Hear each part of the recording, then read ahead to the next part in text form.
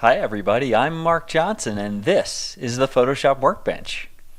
Over the past year, the plugins from Macphun Software have come onto my radar numerous times. Intrigued by what I've been hearing, I decided to take them for a test drive. I'm glad I did.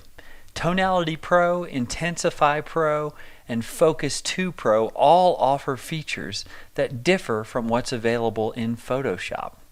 Focus 2 Pro in particular provides a way to selectively control blur by brushing it onto an image. I love this feature so much that it is the subject of today's tutorial. In addition to demoing the custom focus brush, I'll take you on a tour of Focus 2 Pro's easy-to-use interface and versatile presets. I'm going to jump right into this software where it excels. So I'm going to show you the custom focus opportunity that you have using Focus 2 Pro. So as you can see here, I have a merge layer at the top of my stack that represents the entire image. Now I'm going to go right into Filter, Macphun Software, Focus 2 Pro. And the area that interests us right now is this area called Custom. Now you'll notice down along the bottom here we have various presets, and I'm going to show you all of these presets in just a moment, but I want to begin here in Custom because this is the spot that gets me the most excited. So as you can see, when you click Custom, it throws the entire scene out of focus. If you hover over the image, you have something that looks like a brush. This brush allows you to paint focus, or I should say paint the blur away from whatever areas you want to remove it from. Okay, so I'm going to start painting right now over my subject just like this, and you'll notice there's a little yellow circle in the middle. That represents where there will be full impact by this brush, meaning an area that's going to be 100% in focus. And then there's a black circle around that, or it's white right now, it kind of changes. And that represents sort of the feather area between the yellow one and the black or white one on the outside there, the feather area where the focus kind of falls off. So let's just paint over the subject here and let me show you how this works. So I'm effectively choosing where I want to have sharp areas as I paint. So whatever I paint over, I'm deciding I want to have those areas sharp. Now I want to size my brush. So just like in Photoshop, I can tap the left bracket key to make my brush smaller, or the right bracket key to make it bigger. So I'm going to go a little smaller using the left bracket key here, and I'll paint over these areas that are a little more difficult to get into.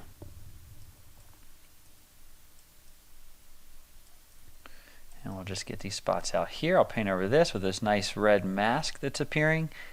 Makes it very easy to see where I'm painting. Let's get into that ear out there. And then up into here in the hair region. I'll go to that ear right there as well. And that cheek. It looks like I missed the cheeks just a little bit. And that one spot there as well. Now when I move away from painting, I can come over here and you'll see that I have a blur slider. So I can control the amount of blur that occurs around the subject or around the area where I painted. And if I need to, actually let me show you an example here.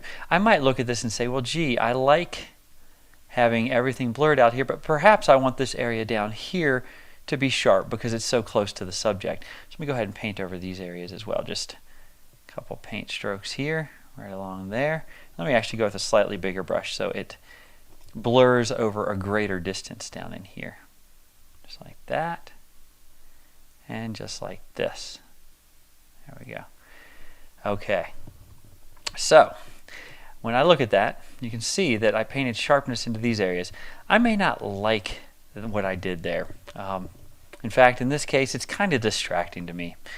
So I am going to now erase the painting that I did, and you can do that by either tapping this button right here, or you can press X to exchange over to the eraser, and I can erase this away right here. So I can really get in here and clean up these areas. And having this type of control on a brush in terms of determining what is going to be sharp and what is not sharp, I think is awesome. This is something I'm really happy with. So another thing I can do, and I don't need to do it right here, but I also have a hardness slider. So if I want to do some painting with a harder brush, I can simply pull this to the right. And when I do this, notice how you see that yellow circle in the middle? It's telling us the transition, instead of being a nice long transition between what's sharp and what's out of focus, suddenly it's going to be a very narrow or no transition at all. It's going to be a very hard edge brush like that. All right, so let's see how I do here. Let me just paint along a few other edges there and just clean up a little bit. Now I can control the blur here. I like that amount right there. I can also control these characteristics of the blur. So I can vignette, which essentially darkens the blur area. I can also control contrast in the blur region. I can take the highlights and brighten them if I want, and in this case I don't want to. So if you want to reset something back to its default slider position, just double click on it. Just like in Adobe Camera Raw, it will reset right back to where you initially had it, or the default setting. I can control the saturation back there, and maybe what I want to do is pull out a little saturation in the area that is more out of focus so that the eye goes there even less. So keep in mind, when you throw things out of focus or desaturate them or remove contrast from them, those are all techniques for making your eye not move into those areas. Now down here, if you want to get creative with this, you have the motion area. So you can come here to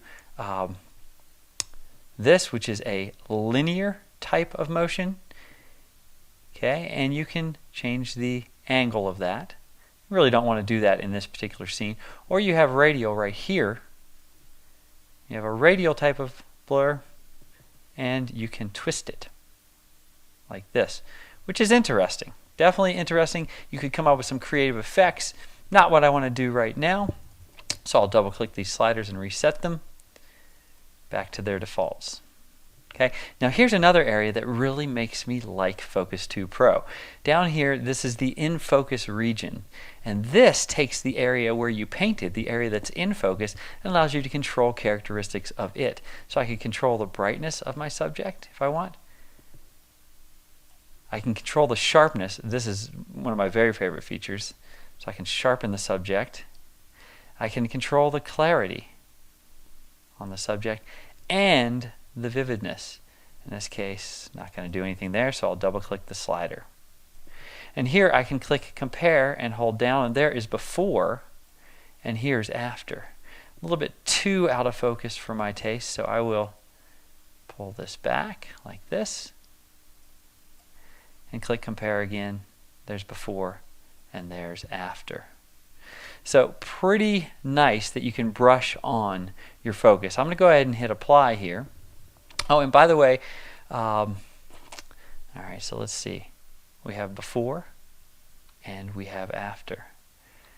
So really nice that I can do this. So by the way, there are other presets. I want to show you the other presets right now. So let's go in here. I want to pull out this one, and I'm going to show you the portrait preset. All right, so I'll go to Filter, Macphun Software, and Focus 2 Pro. And here in the dialog, we are going to click on the portrait preset right here. Okay, now what I want to do is position this point over the area that I want to be in complete focus. This ring right here represents the area that's in complete focus. This outer ring, everything outside of it, represents what's completely blurred. And the space between this ring and this ring is where it fades from fully in focus to fully out of focus right here. Now I want to reshape this, so I'm going to click right here, reshape it more to the dog's face, position up a little bit. And you might say to yourself, well, when I pull these handles, yes, I am resizing, I am reshaping, but what if I want to control this zone here separate from this zone? In other words, I want maybe this space between here and here, from in focus to out of focus, I want this to be less. If that's the case, you can hold down Option on a Mac, Alt on a PC, click this line right here, and you can do this. So you can control the in focus zone independent of the out of focus ring right here by holding Option or Alt and clicking on the actual circle here, not one of the handles that you see right here. So now that I've done that, I'm going to come over here. These have already been set up the way they think I might like them for a portrait, but I want to play around a little bit. So I'll just quickly get in here and I want to throw things more out of focus, do a little more vignetting like that, a little bit more contrast, highlights, got to back those down, and I might remove a little bit of saturation from outside. Now I'm going to come down here. Don't want the dog to be any brighter. By the way, this dog was in a hot air balloon riding in the basket, and when it landed I had to get this shot. This is awesome that I can control the sharpness of the dog so nicely right here. And then the clarity. Probably don't want to play around with vividness, maybe a little tiny bit. And I can compare here's before, here's after. Let's click apply. Let me zoom in on this so you can see before and after. So being able to control that sharpness of the in focus region is quite a nice thing to be able to do.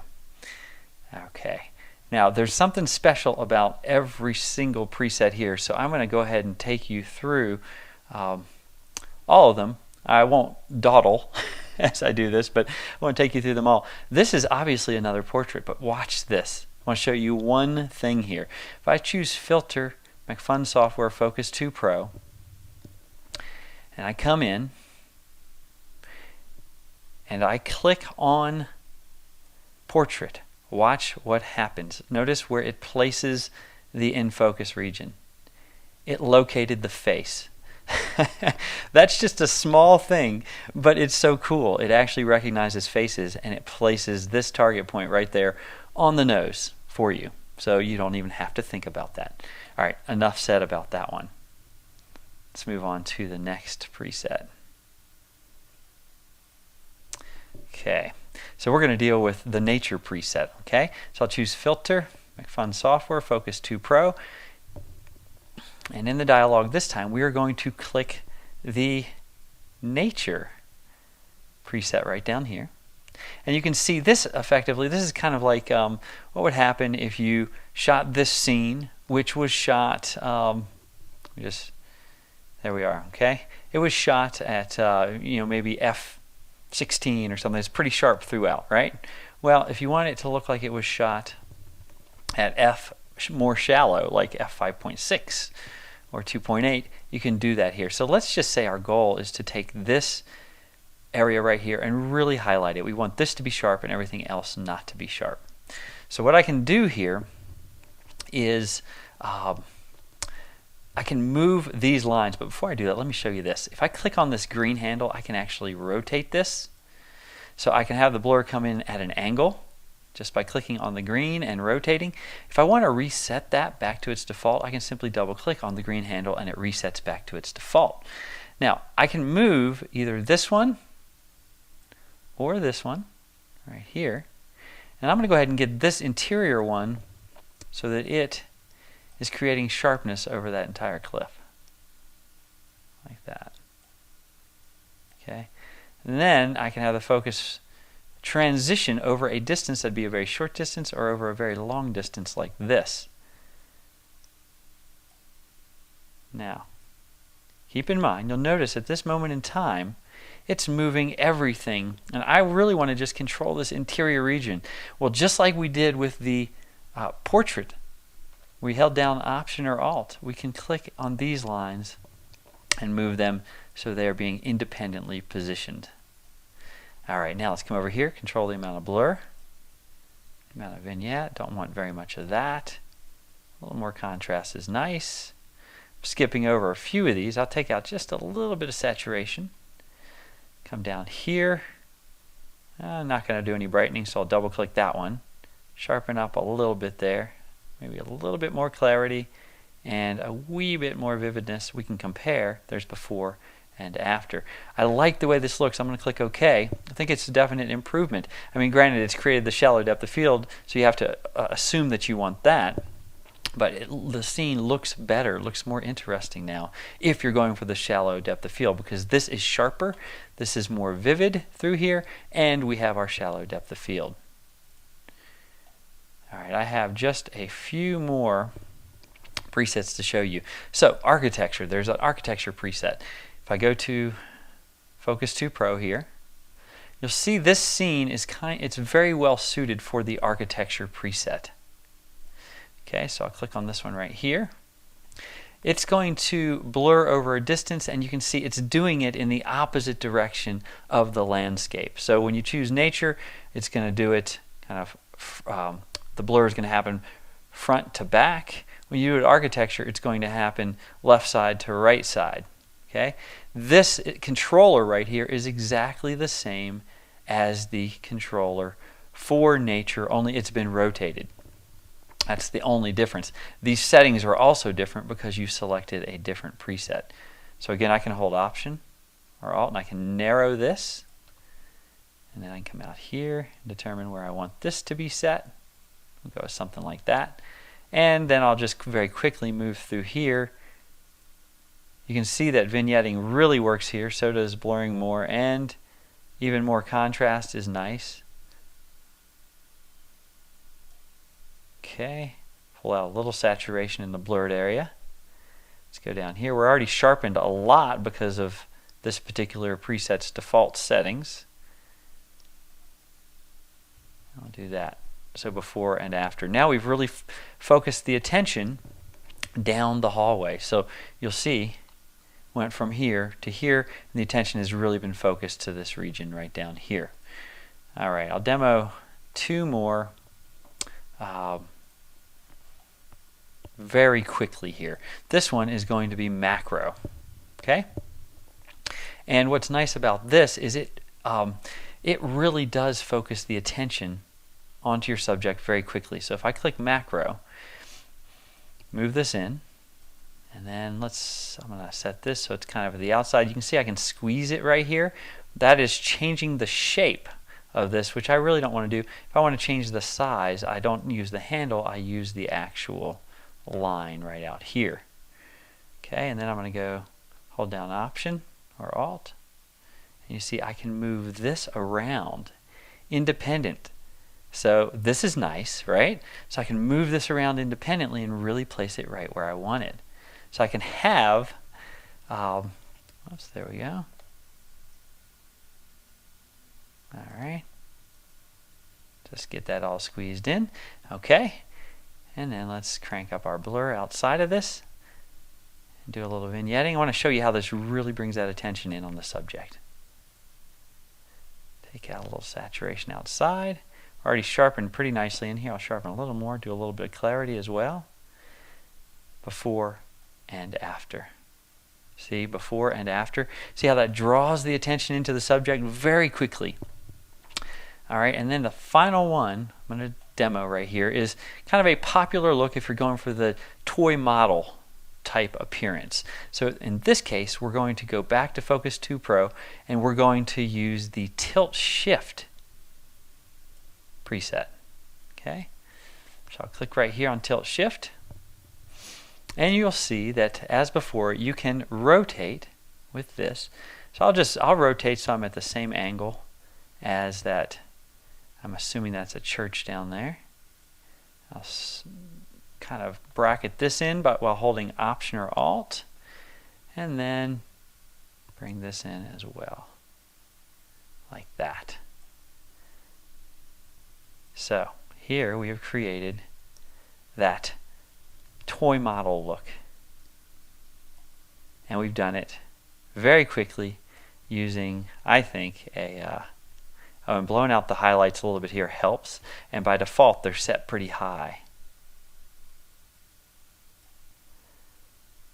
Okay, sharpness is good on the in focus region on that church. Clarity is good, vividness is good. We have before and we have after. So just like that, Click apply, and we have something that looks like it was shot with a tilt shift lens. It looks like it's a toy model at this point. So that is Focus 2 Pro in a nutshell. I think what really makes this software shine is the ability to paint on your focus using the custom panel. And the other thing that I think is awesome is the fact that you can control the out of focus or the blurred region independent of the in focus region. Pretty sweet that you can do that. So thank you so much for being with me on today's Photoshop Workbench. I hope you have a marvelous day laced with lots of creativity. Take care.